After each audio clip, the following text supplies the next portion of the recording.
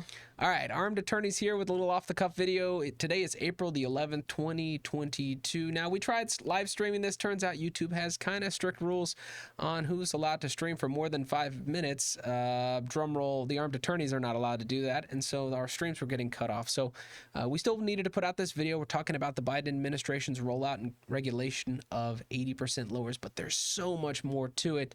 And you won't want to miss this. There's 7 key points to this new gun grab that everyone needs to know about, wouldn't you say? Oh, yeah. So we'll just start quick and dirty. Number 1, we have a new nominee to head the ATF, Steve Dettelbach. We will break him down a little bit later, but we have not had a confirmed head in 7 years, so we'll see if we actually get one now. Of course, Chipman's confirmation failed epically a couple months back, so we'll see how this one plays out. I mean, all you need to know about that is he's a gun grabber. They want to put him at the top of the Bureau of Alcohol, Tobacco, and Firearms. So that's all you need to know for now. We'll do a more detailed update at a later time. But the second key point that we took away from this announcement is the ban of unserialized 80% lowers or buy, build, shoot kits. Yes. So this is what we thought we were going to see coming.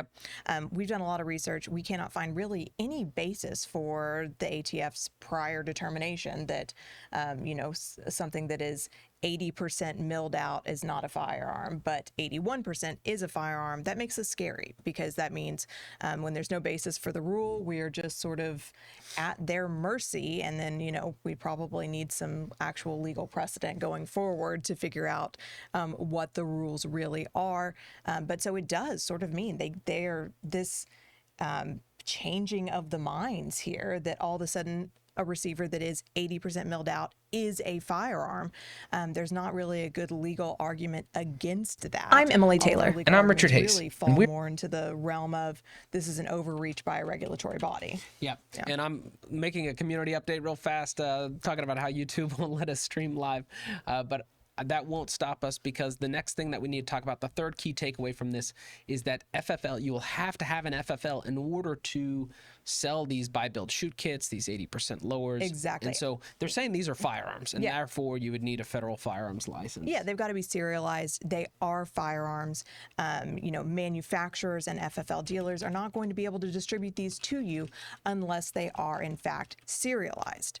And then here is, I'll move on to point number 4 here, which is that we also have this requirement that if these unserialized receivers come into the possession of an FFL dealer. So let's say, of course, you can't manufacture your own firearm without a license for the purpose of resale, but let's say that you built out your buy, build, shoot kit 10 years ago. All of a sudden you think, man, I really just am ready to sell this, grab some cash, buy something else. You take it into an FFL dealer, to a pawn shop. That FFL is required to serialize that firearm before resale. So they cannot do anything with this unserialized weapon. So it's going to, begin a process of serialization for anything that they find as well. Yeah, everything gets a number, so everything is marked, and that's the idea going forward. And this is where things get a little bit more dicey, and this is where I think they're bearing the lead on this story because now this is a huge sea change. They are going to consider uppers firearms. So not just the lower, you have your two or your AR that can break up into 2 main components. Traditionally the lower receiver has been the lower has been considered the firearm. The upper, you could go buy a new barrel online, a new bolt carrier group, all that stuff. Now they're going to start considering that top part also a firearm. Right, which begs the question. We were talking with another lawyer in our office about this morning. Are you purchasing, because you have 2 serialized firearm parts, if you go buy one AR, potentially, are you now purchasing 2 weapons?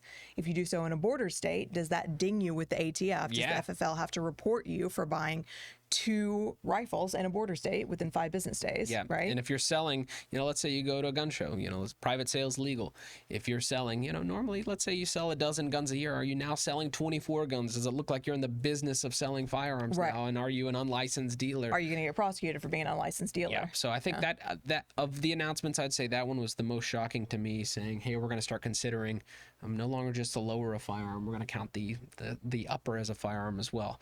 Well, that wasn't the most shocking for me. Okay, yeah, which brings us to our next one. The most shocking for me was this requirement that FFL dealers not destroy their records after 20 years anymore. They have to keep those records forever. Until they go out of business. Until they go out of business, at which point all of those records get sent to the ATF. Right. So we have now, I mean, I don't like, me, I'm very careful about using the term firearm registry. We try to be no hype. We try to not do that. But I mean, man, if you never, ever, ever throw away any records and you have to give them to the ATF eventually, because no business stays in business forever. Right. I mean, what does that mean for the potential ease of creation of some sort of registry, right? Yeah.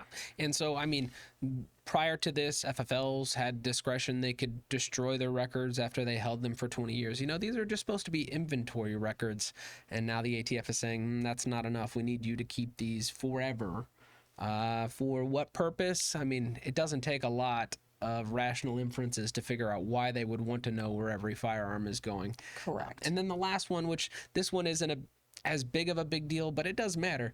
They're going to be dumping a ton of money into the ATF. They haven't specified a dollar amount yet, but they really intend on jamming up some FFLs, jamming up individuals, and really, I mean, I've seen numbers as high as doubling the size of the ATF. Oh. I mean, there's really a lot on the table here, but if you just read the headline where it said, "Hey, we're going after ghost guns," that's really you just serialize your buy, build, shoot kit. Right. That's not what's happening. Yeah, there's a whole lot more at play here. And it's much worse than I thought it would be. Yeah, it's worse than I thought too. So, and just, as an aside here, I will say we are speaking from the White House press release. Correct. We're filming on Monday morning, April 11th. Yeah, they released it just a few minutes ago. I mean, there's a press briefing coming up at noon, then a White House Rose Garden something or other coming up about 1. Yep. And we have not actually seen the text of the final rule, which will tell us a lot of things like penalties for violation. It'll tell us when these things will go into effect. We'll look at grandfather provisions and things like that. But so right now, this is the best information we have as early as we can get it out. Yep. But we hope you enjoyed this discussion. If you did, we're going to keep you posted and updated on this. This is a developing news story, but make sure to subscribe so you don't miss these critical breakdowns. And until next time, we're the Armed Attorneys.